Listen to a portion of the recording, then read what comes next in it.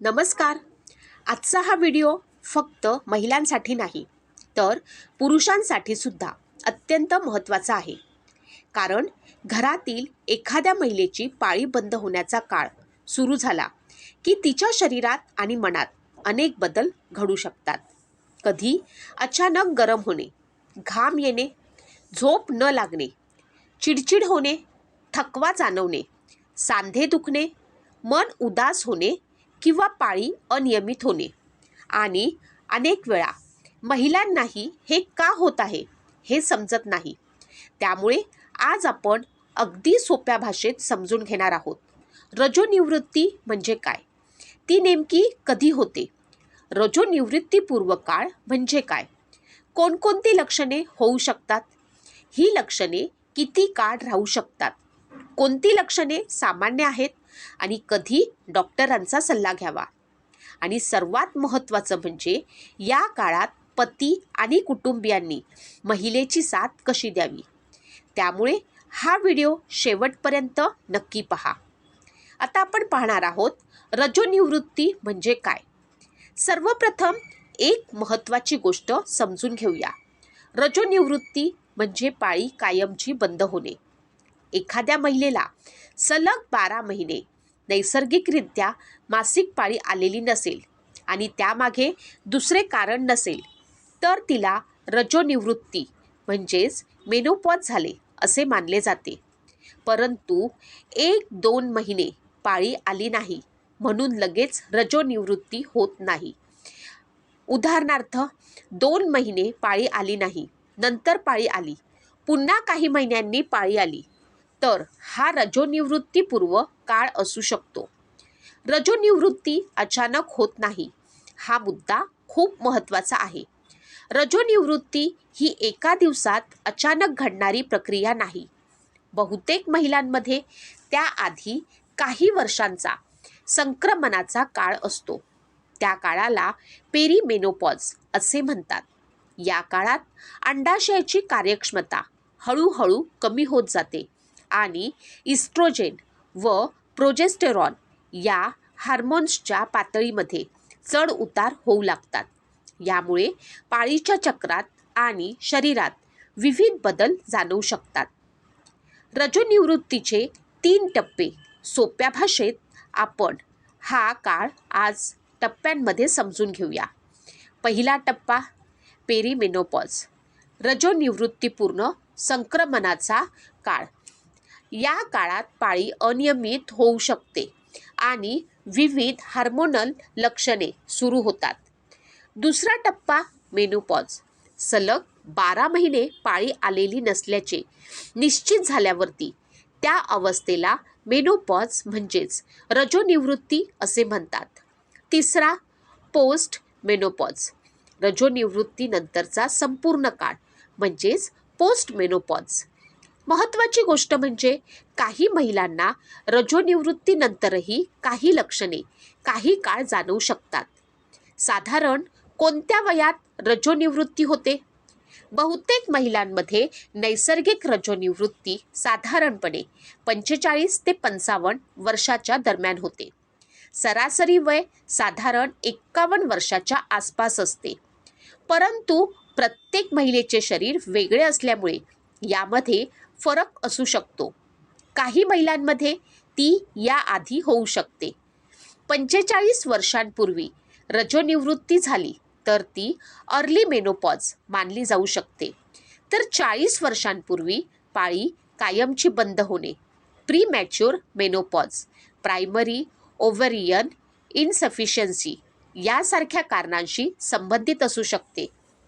अशा परिस्थितीमध्ये डॉक्टरांचा सल्ला घेणं महत्त्वाचं आहे. आता सर्वात महत्त्वाचा प्रश्न, रजोनिवृत्तीमध्ये नेमके कोणते त्रास होतात? प्रत्येक महिलेला सर्व लक्षणे होतीलच असे नाही. काही महिलांना अगदी सौम्य लक्षणे असतात तर काहींना दैनंदिन जीवनावरती परिणाम करणारी लक्षणे जाणवू शकतात. चला ती एक एक करून पाहूया की कोणती लक्षणं असतात. पाळी अनियमित होणे. सुरुवातीच्या काळात सर्वात आधी जाणवणारा बदल म्हणजे पाळीच्या पॅटर्नमध्ये बदल. उदाहरणार्थ, पाळी लवकर येणे, पाळी उशिरा येणे, काही महिने पाळी न येणे, रक्तस्रावाचे प्रमाण कमी किंवा जास्त होणे, पाळीच्या दिवसांमध्ये बदल होणे.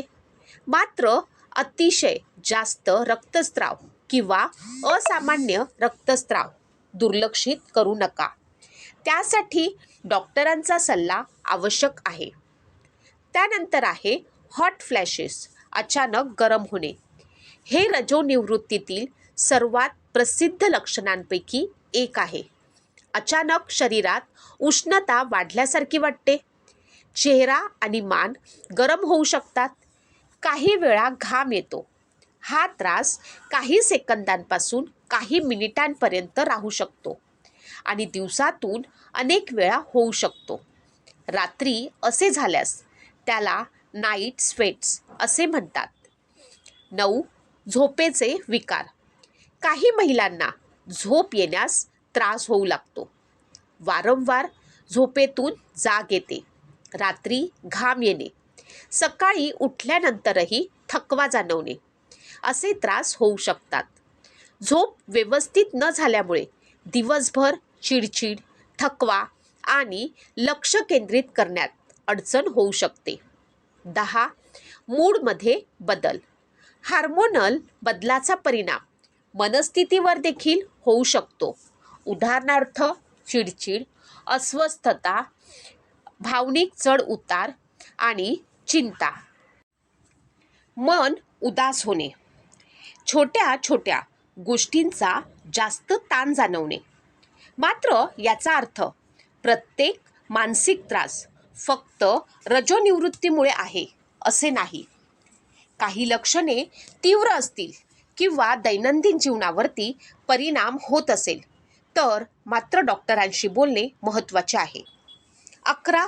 स्मरणशक्ती आणि एकाग्रतेमध्ये बदल जाणवणे. काही महिलांना या काळामध्ये काहीतरी आठवत होतं, पण आत्ता मात्र अचानक विसरले. नाव आठवत नाही, कामावरती लक्ष केंद्रित होत नाही असा अनुभव येऊ शकतो. याला अनेकदा ब्रेन फॉग असेही म्हटले जाते. हे त्रास अनेक कारणांनी होऊ शकतात आणि ते कायमस्वरूपी स्मरणशक्ती कमी झाल्याचा अर्थ नसतो. 12. डोकेदुखी आणि चक्कर येणे. हार्मोनल बदलामुळे काही महिलांमध्ये डोकेदुखी किंवा मायग्रेनचा त्रास बदलू शकतो. काहींना चक्कर किंवा अशक्तपणा जाणवू शकतो. मात्र वारंवार किंवा तीव्र चक्कर येत असेल तर त्याचे कारण फक्त रजोनिवृत्ती आहे असे मात्र समजू नका. 13. शरीर दुखणे आणि सांधेदुखी होणे. या काळात काही महिलांना सांधेदुखीचा त्रास होऊ लागतो. स्नायू दुखणं, पाठदुखी होणं, शरीर जड वाटणं असे अनेक प्रकारचे त्रास जाणवू शकतात. वय, झोप, शारीरिक हालचाल आणि इतर आरोग्यविषयक कारणांचाही यात सहभाग असू शकतो. 14. त्वचा आणि केसांमध्ये बदल. काही महिलांना त्वचा कोरडी होणे, त्वचेचा पोत बदलणे किंवा केसांमध्ये बदल जाणवू शकतात. परंतु प्रत्येक बदल फक्त हार्मोन्समुळे होतो असे नाही. 15. योनी मार्गाशी संबंधित बदल. एस्ट्रोजनची पातळी कमी झाल्यामुळे काही महिलांना योनी मार्गात कोरडेपणा, जळजळ किंवा अस्वस्थता, लैंगिक संबंधाच्या वेळी वेदना किंवा अस्वस्थता, वारंवार लघवीला होणे, लघवी करताना त्रास अशा गोष्टी जाणवू शकतात. काही महिलांमध्ये लघवीवर नियंत्रण ठेवण्यास अडचण होणे असे त्रास देखील होऊ शकतात. यातील अनेक समस्या उपचाराने कमी करता येतात. त्यामुळे लाज न बाळगता डॉक्टरांशी बोलणे महत्त्वाचे आहे. 16. लैंगिक इच्छेमध्ये बदल. काही महिलांच्या लैंगिक इच्छेमध्ये घट किंवा बदल जाणवू शकतो. यामागे केवळ हार्मोन्स कारणीभूत असतात असे नाही. झोपेचा अभाव, ताणतणाव, नात्यातील परिस्थिती, शरीरातील अस्वस्थता आणि इतर अनेक कारणांचा परिणाम होऊ शकतो. म्हणूनच या विषयावरती दोष देण्याऐवजी समजून घेणे आणि संवाद साधणे हे महत्त्वाचे आहे. 17. वजन आणि शरीरातील बदल. रजोनिवृत्तीच्या आसपास अनेक महिलांना वजन किंवा शरीराच्या आकारात बदल जाणवू शकतात. यामध्ये वय वाढणे, स्नायूंचा वस्तुमानात बदल, शारीरिक हालचाल, आहार, झोप आणि हार्मोनल बदल अशा अनेक गोष्टींचा सहभाग असतो. त्यामुळे स्वतःच्या शरीराला दोष देण्यापेक्षा आरोग्यदायी सवयींवरती लक्ष देणं अधिक महत्त्वाचं आहे. 18. हाडांच्या आरोग्याचा मुद्दा. हा मुद्दा अत्यंत महत्त्वाचा आहे. इस्ट्रोजेन कमी झाल्यानंतर हाडांची घनता कमी होण्याचा धोका वाढू शकतो. त्यामुळे पुढील काळामध्ये हाडे ठिसूळ होण्याचा धोका वाढू शकतो. म्हणून डॉक्टरांच्या सल्ल्यानुसार पुरेसे कॅल्शियम, व्हिटॅमिन डी, वजन सहन करणारा व्यायाम आणि स्नायू मजबूत ठेवणारी शारीरिक हालचाल करणे गरजेचे आहे. या काळामध्ये धूम्रपान टाळणे, संतुलित आहार घेणे या गोष्टींकडे लक्ष देणे अत्यंत महत्त्वाचे आहे. 19. हृदयाच्या आरोग्याकडेही लक्ष द्या. रजोनिवृत्तीनंतर हृदय व रक्तवाहिन्यांशी संबंधित जोखीम वाढू शकते. म्हणूनच रक्तदाब, रक्तातील साखर, कोलेस्ट्रॉल, वजन, शारीरिक हालचाल आणि आहार याकडे लक्ष देणं अति आवश्यक आहे. 20. पुरुषांसाठी हा व्हिडिओ का महत्त्वाचा आहे? या व्हिडिओचा एक अत्यंत महत्त्वाचा भाग आपण पाहणार आहोत. पती आणि कुटुंबियांनी हे समजून घेणे गरजेचे आहे की या काळात महिलेला होणारा त्रास नेहमी तिच्या इच्छेने किंवा स्वभावामुळे होत नाही.